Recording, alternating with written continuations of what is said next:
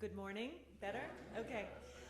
Thank you, everybody, for being here. And it's lovely to see all of these faces. And it's lovely to hear about the event yesterday and how to see everyone who stood up, who attended that event yesterday. It was very heartwarming for me. I want to begin with a simple idea, not a theological one, but a human one. How we treat the most vulnerable people among us defines who we are. In my work as an immigration attorney and human rights advocate, I've spent years sitting across from people who have lost everything: homes, safety, family, and worst of all, sometimes even hope. These are not abstract policy questions to them. They are human beings navigating impossible circumstances. And yet in our public discourse, they're often reduced to categories: illegal, inadmissible, or in the case of lawyers, case files on a desk. People talk about them as numbers, as burdens, and as problems to solve. But they are none of these things. They are parents trying to protect their children. They are children trying to survive a system that they don't understand. They are people with the same fears and the same dignity, the same desire for safety and belonging that any of us would have in their position. Right now, we are living in a moment where displacement is at historic levels. Tens of millions of people have been forced from their homes by violence and instability and economic collapse. I hope you've all been hearing me. And yet the deeper crisis is not just political or logistical. It's moral. Because what we are witnessing more than anything is a growing indifference, a willingness to look away, a comfort with suffering so long as it's happening to someone else, somewhere else, or someone that we've decided is other. That, from my perspective, is the danger. It's not disagreement. It's not policy debates. Those things are necessary. The danger is losing the ability or the willingness to see one another clearly. That line between us and them is far more fragile than we like to believe. So what is our responsibility? It's not about abandoning our laws or ignoring complexity. Nations have a right and, in fact, a duty to defend their borders, but thoughtfully, responsibly. But that responsibility does not erase our obligation to encounter one another as human beings. We can enforce laws without stripping people of their dignity. We can have policies without losing our humanity. And we can disagree strongly without becoming indifferent. Because at the end of the day, none of this is just about immigration. It's about whether we're willing to bear witness to what is happening in front of us. To say, I see this, I recognize this, and I will not pretend that it is acceptable. Loving your neighbor in today's terms doesn't require belief. It requires attention. It requires empathy, and it requires the courage to care when it would be much easier not to. It means refusing to let people disappear into becoming statistics. It means insisting quietly yet persistently that every person that we encounter has an inherent worth. If we can hold on to that, if we can keep seeing one another clearly, then we have the foundation to build something better. Not perfect, not easy, but more just and more humane. And right now, that is where we need to keep moving. that is where and I say keep moving, I typically say where we need to start, but this group is already, doing it. And so it's important to remember that we all have to be getting our kids to school, going to the grocery store. Everyone's schedules are busy. Everyone has a lot on their plates. But we can't allow that to offset our responsibility to say, not on my watch. I'm not okay with what I'm seeing happen.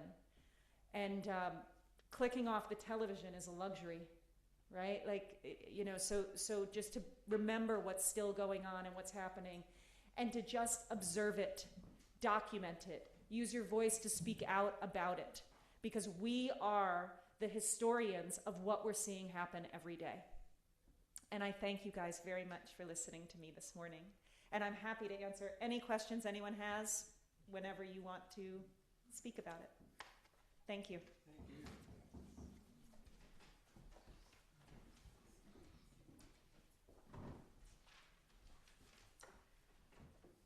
Thank you, Rachel. Thank you for guiding us to hear the call, not just to listen, but to act, to be voices of truth, compassion, and justice when others are silent. Rachel has graciously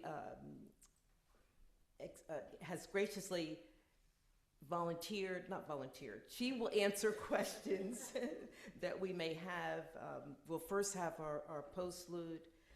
We'll ask if you would stand and hold hands during that postlude, if you are able and willing. And afterwards, we'll have our refreshments. And then if you will come back and be seated, and if you have questions, Rachel will answer them for you. Thank you.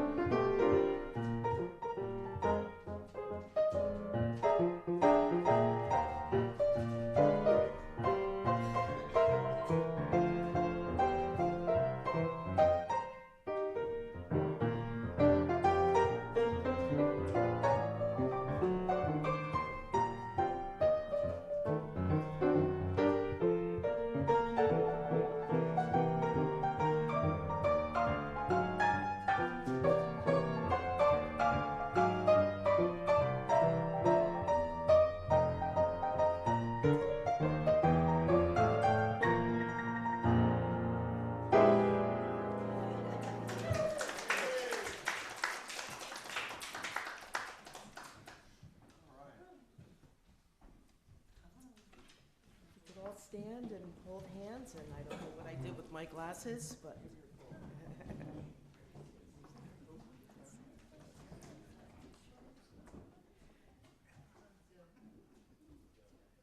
May we be the light to kindle, inspire us to use our powers to heal and not to harm, to help and not hinder, to bless and not curse, and to serve in the spirit of freedom.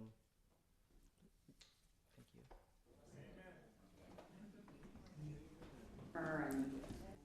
And so who would like to, do you want to start, Rachel? Well, I have no limits to what I'm willing to answer as far as the questions go. So, general policy questions, legal questions, what I'm actually seeing, what a day in the life might be like, what you guys might be able to do. You can, I'm an open book, so if you have questions, feel free, and if I can't answer them, I'll let you know.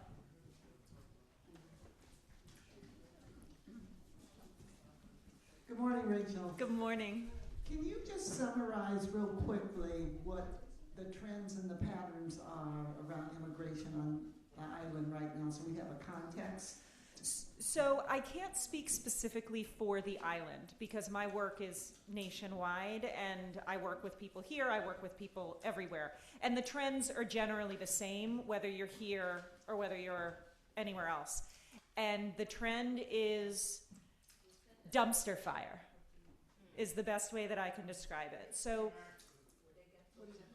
dumpster fire, so it means everything that can go wrong is going wrong.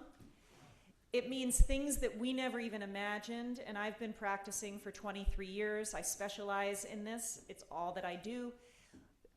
We're seeing things by the hour that we've never seen before. So we're on constantly shifting sands, and a lot of our work is, oh my gosh, what do we do with this?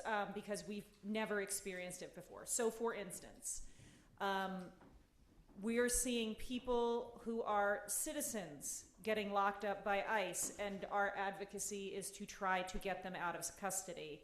When before, that might have happened to me once in 23 years, and now it's happened much more regularly. We're seeing people who are lawful permanent residents being locked up by ICE when that would not have happened before. And of course, we're seeing people without documentation being locked up by ICE. It seems as though it's a ready, fire, aim strategy. It also is very evident to me that people are being detained first and then figure out how to fit them in the hole later as far as reasons why, legitimate reasons why they're being detained. From my perspective, the biggest challenge that we're seeing as advocates is the forums to advocate in have been disappearing.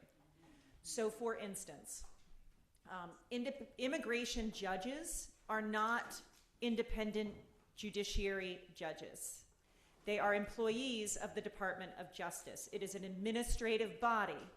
Now, it's an administrative body, but it deals with human beings in cages. A very important concept that never gets spoken about is the fact that immigration enforcement, the immigration code, immigration law, is civil. It is not criminal. And so it's the equivalent, and we got rid of debtor's galls in this country, 140 years ago? So to be locking people up for violation of civil code is a very troubling thing from my perspective, because you don't have the same protections in place that you do for people who are actually charged criminally. You can't, and so really the thing that we've been doing the most of are federal habeas petitions. And if you've been reading news articles about this particular subject, you'll see, you can't communicate anymore with ICE. You can't communicate anymore with the attorneys for Immigration and Customs Enforcement. There is no conferencing. There is no one picks up the phone. The immigration courts, the clerk's office, no one picks up the phone. So the only way that you can get action is to sue in federal court and get a court order to get action on something that might be happening to a person that's completely illegal. So that's what I mean when I say dumpster fire. You file an application that you always used to file, you pay your filing fee, You know it got delivered, and you never get a receipt notice for it. And their response is, well, we don't have it. You are a lawful permanent resident of this country. You are lawfully here. You are not undocumented. You are not without status. You are what people know as a green card holder. Your green card is due to expire.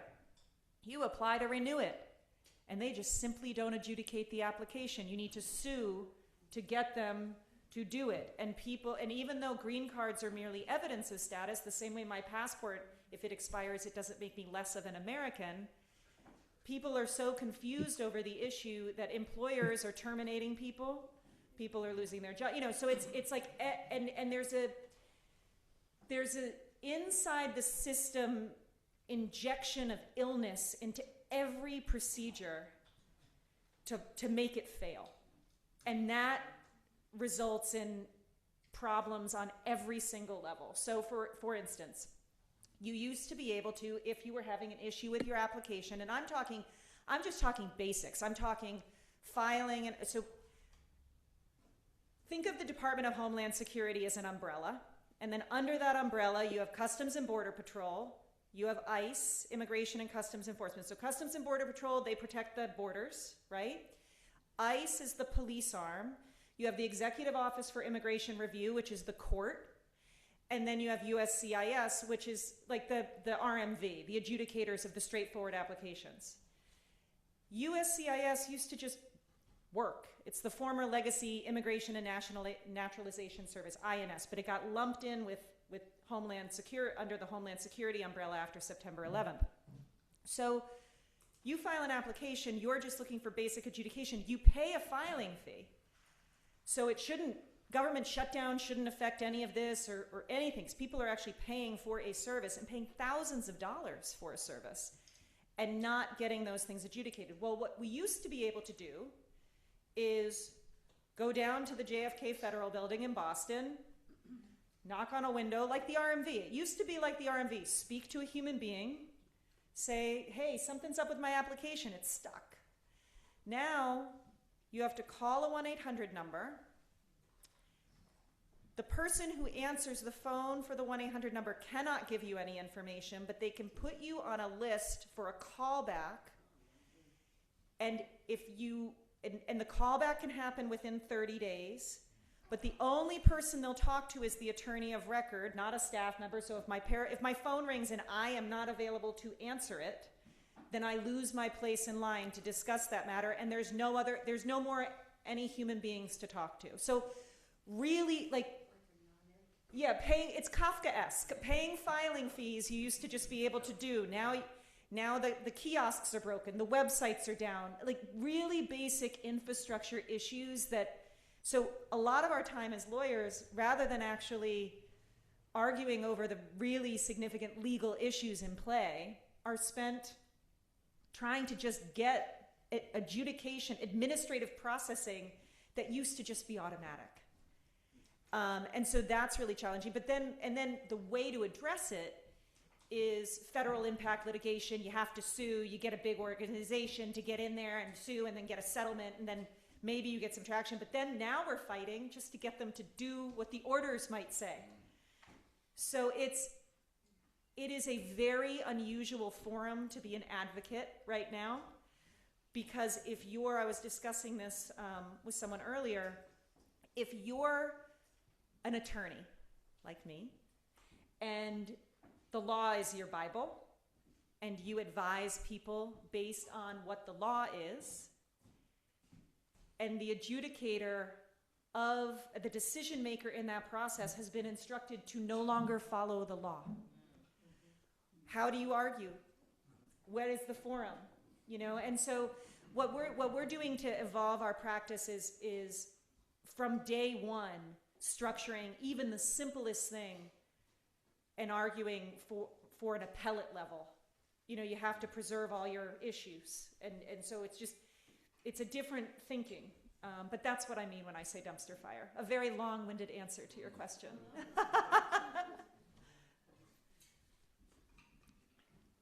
Another question? And also we'll get questions from Zoom too. And I was asked to repeat the question before you answer, yes. So I'll do that this time. Did you have a question, Mimi? Yeah, I'm sure that some of your clients don't have a lot of resources to pay for legal help. I'm wondering if you can recommend any specific organizations that we could donate to help with legal support. So there's a few, and I'm sorry, go ahead. The question is, are there organizations that we can donate to help people who don't have funds for legal support? There are several, and one of them is the South Coast Legal Justice Center. They helped tremendously with the migrant issues that we had here in 2022 with our visitors that came here in 2022. Also, but for like basic level, as opposed to major impact litigation level, there's different organizations that handle different things. Pro bono organizations right now are completely flat out. And the other thing that happened was with all of the grant money being pulled from a lot of the programs, which happened across all different industries at the beginning of this administration, a lot of these programs have closed because they just don't have the funding anymore. But the South Coast Legal Justice Center, RIAN, R-I-A-N, which used to be not Catholic Charities, used to be the Irish Immigrant Center up in Boston. They're still around, and they do great work for people, pro bono work for people. There is PAIR, which is the Asylum and Refugee Project up in Boston. But really what helps people a lot, because so many of these organizations are so inundated at this time, is if you have a specific person that you want to assist or that you know is in trouble, to start a GoFundMe for them so that they can then hire somebody to help them. Because at this point, if you call an organization needing help, I mean, you're one of a million people calling that organization needing help. But and then as far as impact litigation goes, there are two incredible organizations that I highly recommend. That I feel the ACLU is wonderful, and everybody always gives money to the ACLU, but there are some grassroots, boots on the ground impact litigation organizations that I feel really are making a huge difference as well. And they don't have the same automatic knee-jerk of donations that the ACLU gets. So NILA, which is the National Immigration Litigation Alliance, that one's incredibly valuable because for lawyers like me, even though we might have a lot of experience, when things hit the fan and you've never seen it before, which is happening all the time now, you need guidance from the lawyers in the trenches that know about this federal litigation stuff. NILA basically activates lawyers like me. They train me. They teach people how to do things that they've never done before, and they do major impact litigation. So they were responsible for the case was called DVD versus Zadavis. It was the case about third country deportations. We've been hearing about people just getting sent to disappearing to places they have no connections to. They took that all the way up to the Supreme Court. And then the Lawyers for Civil Rights out of Boston, they also were very actively involved in assisting us here on the island. And that is an organization that is run very well by a colleague who I respect tremendously, Yvonne Espinoza Madrigal, who does great work. And they file lawsuits in the district court here and also appeals in the First Circuit, which affects our jurisdiction here in Massachusetts. We can try and get that list out for people. Did Catherine Colin on Zoom still have a question? Hi, I'm Sarah, her daughter, and I have a couple of questions. So really one question, which is when a Republican friend, which I have several, and I'm from the DC area, says to me something like, "Aren't you so glad to have ICE?" And points out that, DC is so much safer now and cleaner. I have lived there 25 years and never felt unsafe.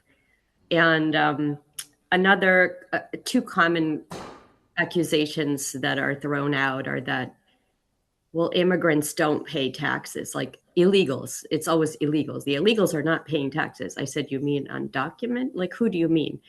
And the other one is that immigrants are the cause of crime. So this conflation of non-documented status with crime, and this justifies attacking. So I said I thought crime was more related to poverty than status. And I also know plenty of people who are American citizens working in cash businesses who try not to pay taxes. So I didn't know how to respond to this accusation. So I'm wondering it not just elucidate the truth of the situation, but more like how to respond to this, these kinds of comments and remain civil.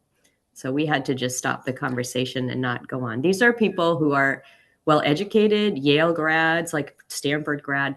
They're not lacking an ability to read.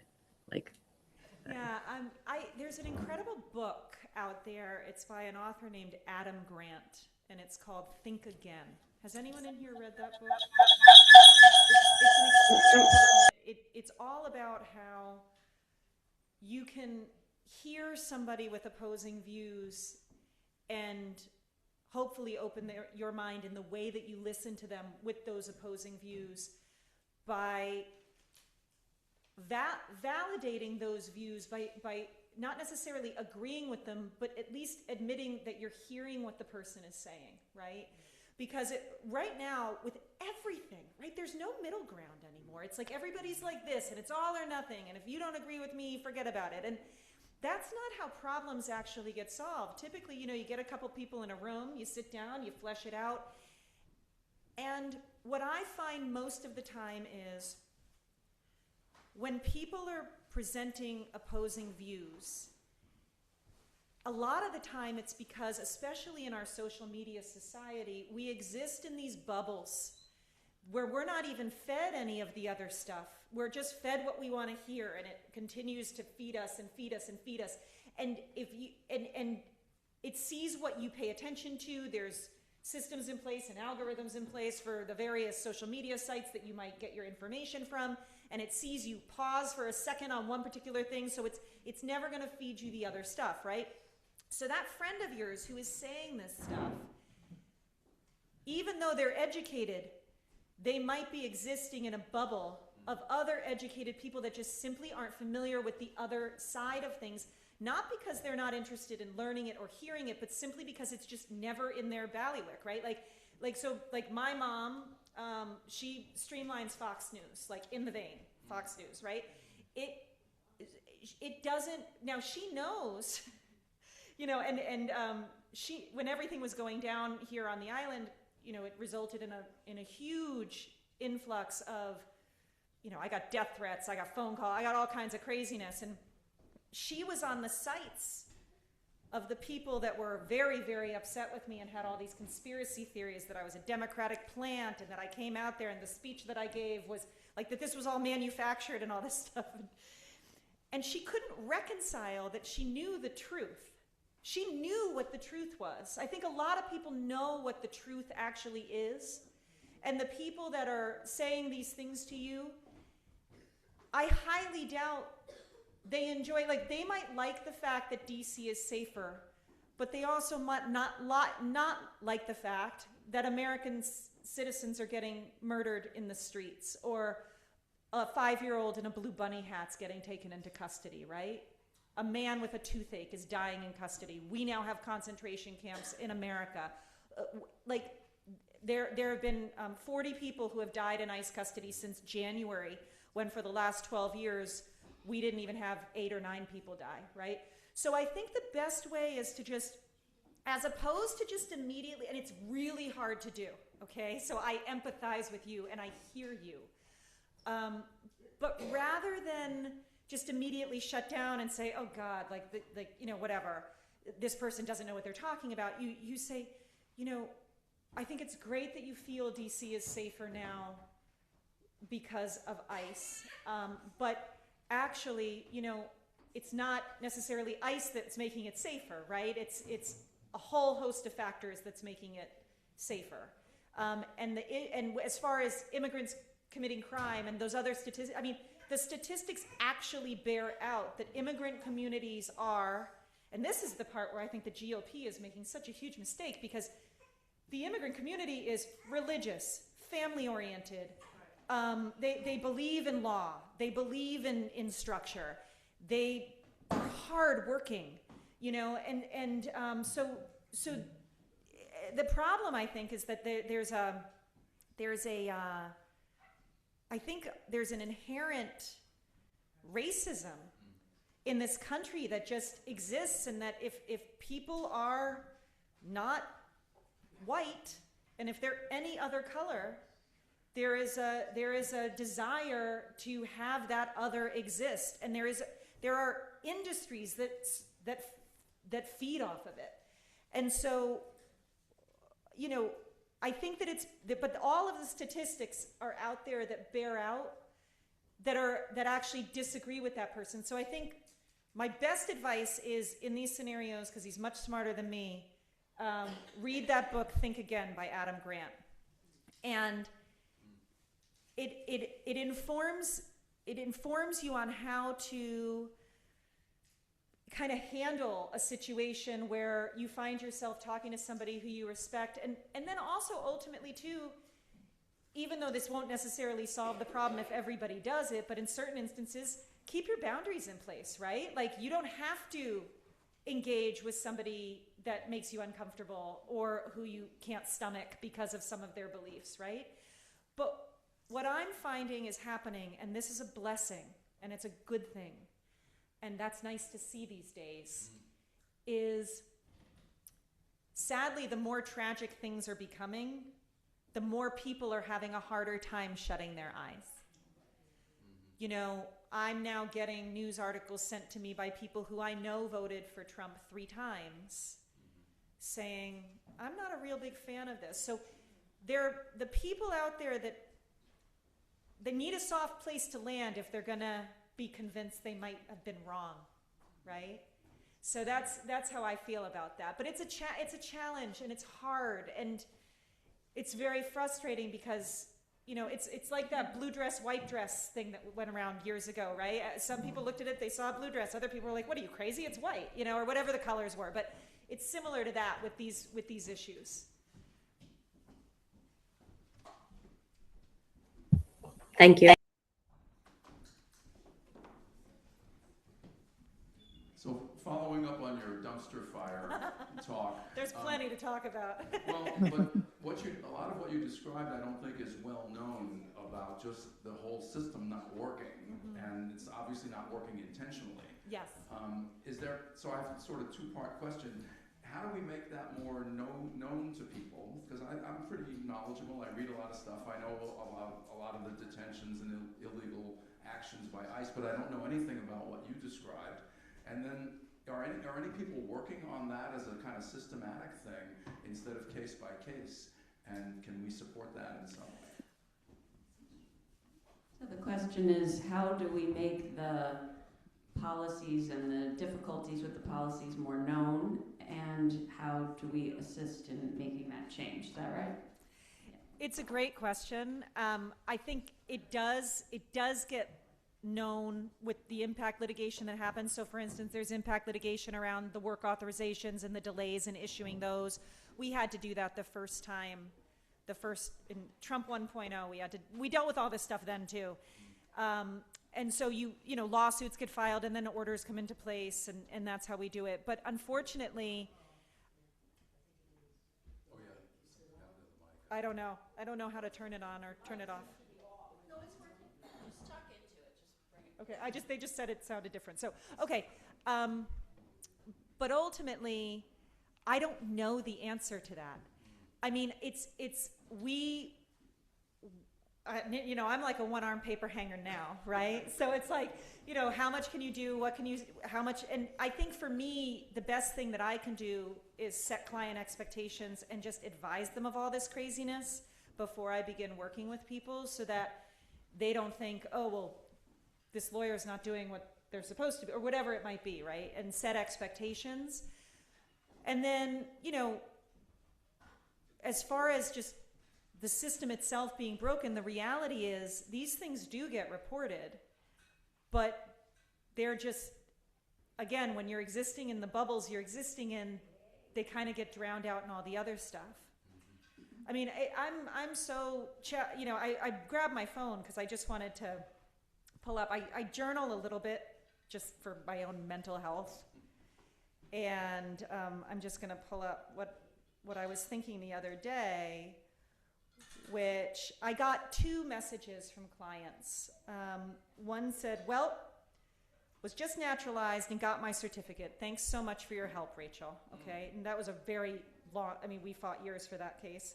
And then another one said, I just finished with the oath ceremony. Thank you so much for everything you did for me. You were amazing, whatever. But the point is that these 2 people got sworn in. And a colleague of mine was able to kind of put into words what he was feeling. And immigration lawyers right now, they're dropping like flies. I mean, they're just exhausted, like bucking up against a system. You know, it's really challenging. But his name was Jeremy McKinney, and he said very eloquently, quote, "That is the contradiction of this work. The system is rigged. The cruelty is real. The court is not neutral. But what lawyers do in these spaces still matters a lot. Because sometimes in places built to grind people down, a good result is not just a legal win. It is the difference between separation and reunion, between chaos and stability. Sometimes it's the difference between life and death." And those were his words. And I was grateful to read them because you find yourself struggling sometimes. How do you put into words how you're feeling when you just feel like you're banging your head against a wall and not getting anywhere with things? Because every day of the work brings fresh fury. Fury at the human rights violations and injustice of it all. Like I was saying earlier, a man should not die from a treatable toothache in immigration detention in America. A person should not be held for 63 hours without a suitable restroom facility, so they're forced to soil themselves in America.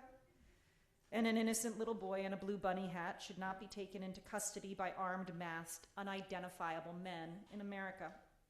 Yes, every day brings fresh fury, but with that, it also sharpens the saw.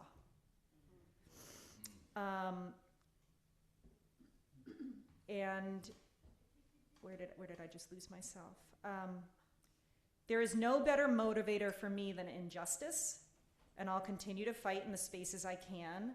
When they barricade the doors of justice, I will continue to try to find a window. I believe in hope. I believe in America. I stand with immigrants. I believe in the American dream. So long as we don't give up the fight, we will win. The below text and email messages are from clients who fought really hard because they also believe in America. And now they can vote. Right? So it's like one person at a time, right? One thing. And so like, I don't know what more to do other than what I do. It's like one foot in front of the other every day and sometimes 3 steps back. But caring, you know, caring's the most important thing. Sure. Judy, you had one more question, and then we're going to finish up. Do you have time for one more? Of course. Okay. You've mentioned racism and you've mentioned detention several times, and it's making me think of my dad, who talked a lot about the detention centers that were built that the Japanese were put into, and he railed against that. And we're seeing the same kind of thing go on now. We're seeing the administration hunt for abandoned Home Depot buildings that they can buy up and make into a mass detention center, or a lot somewhere that in some town that can be bought and something can be built. I haven't heard much about this just recently, and I'm wondering if there's just so much else that's in the news, or is that a trend that is continuing to push? And if so, what can we do about that? Because if the government has all these detention centers, they're just going to go around and racially profile the people that they want to and put them in those detention centers. Did everyone hear the question? Yeah. Okay. Did you hear it on Zoom? Okay. Yes. Talking in the same mic, like, Yeah. how could they not hear it? Yeah. Just checking. It's strange. Are you going to repeat it, or do you want me to? Did you hear it on Zoom? Detention centers, the trend? Yes, Emily. No? Yes.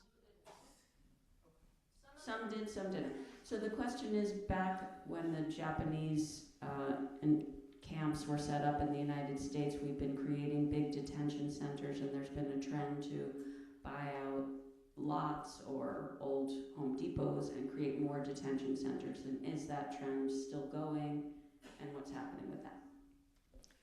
So it is still going.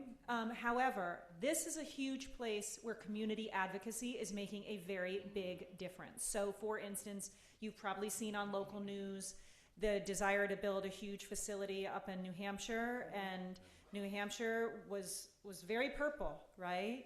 But ultimately when people learned that was happening, they stood up and the governor came out and said, we're not going to do this here. And bottom line is, immigration law is federal. And the circuits that are more favorable for immigration law and less favorable for human rights are in some of our southern states. They have huge facilities there. That's where they're building them. Although even there, communities are coming out and saying, I don't want this in my backyard. You know, NIMBYism is alive and well always, right? And they're saying, I don't want this in my backyard. But that's where community advocacy is really helping. And the challenge that you're dealing with is detention in America is a for-profit business.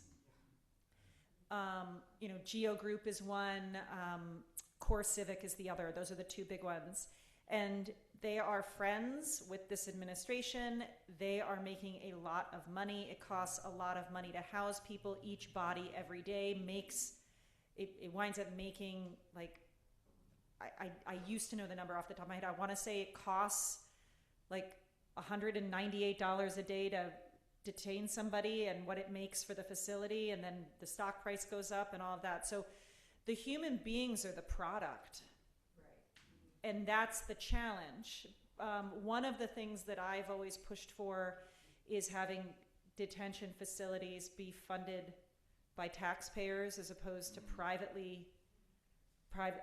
actually be like state run as opposed to privately run, because and they are funded by taxpayers now. Have them run by the state as opposed to these private contractors that have the private contractors. They have a lot less accountability, and the abuses that we're seeing in the detention facilities are extraordinarily disturbing. And the news isn't covering even 10% of it. But again, it goes back to the fact that it's very challenging to see this every day, and I think it's a little of both. The news is also very busy with a lot of other things, right? And if there's one thing that I've learned in the last couple of years, in 2022, I look back on the events that happened on our island in 2022 now very differently, having seen what I see now from the perspective of 2026. And that's that event, what happened to those 49 human beings, that was the canary in the coal mine. It was a test how far politicians were willing to go in America to advance a political agenda, how much Americans were willing to tolerate or turn the other way and not really care, or how much it could be really directed into this othering of a particular group and then allow a destruction of their humanity. And when the lines between criminality and politics become gray, it has never failed to lead to massive human rights violations. And I think the thing that we're all struggling with is, you hear about this stuff happening, but not in America, right? Like, it shouldn't be happening here. And as far as the other challenge that I think people are dealing with is the laws that are being utilized to cause so much destruction right now, they've been on the books. They're not new. They're just finally being enforced. And that is also a challenge from a perspective of advocacy, is you're going in and you're wanting to say, this is unjust, this is unfair, you can't do this. And then you realize, no, the law was written back in 1963, right? And what can how can you advocate for something that's different from that? It's challenging. Everything's challenging right now. But we still have to continue to move forward. My motto is never waste a wake up, right? So you you keep one foot in front of the other with it all. Yeah.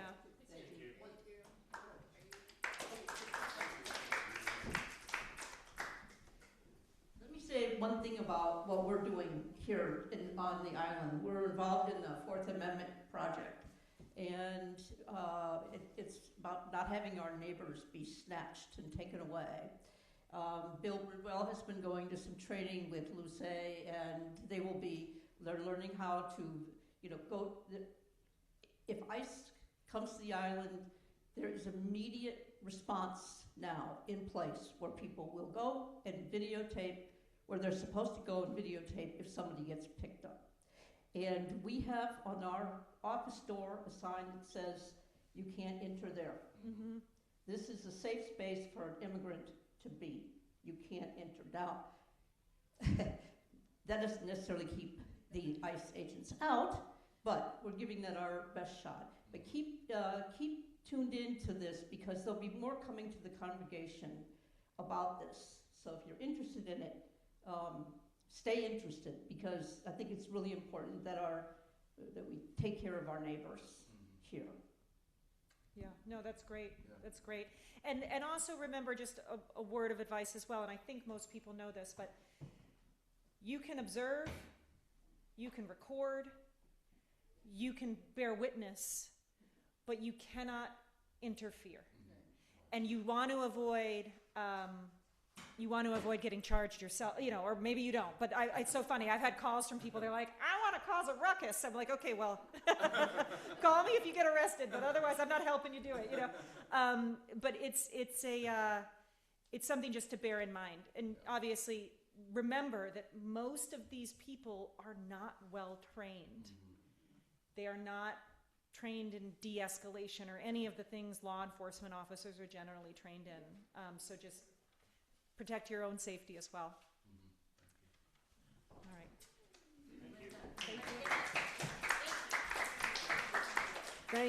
Thank you, Rachel, for your generosity of your time. We appreciate you being here. This was just absolutely wonderful. And I just want to mention, I saw a film yesterday. There's a film festival, documentary film festival happening right now. And the title of the film was Everybody to Kenmore Street. And it was about neighbors observing their neighbors being taken out of their home. And they all gathered, and there were thousands of people. And they prevented this paddy wagon from taking these two individuals away. It's a remarkable film about what you can do. So, but then also thank you to Emily for moderating. Thank you, Emily. Appreciate it. But anyway, everyone have a great day. Thank you.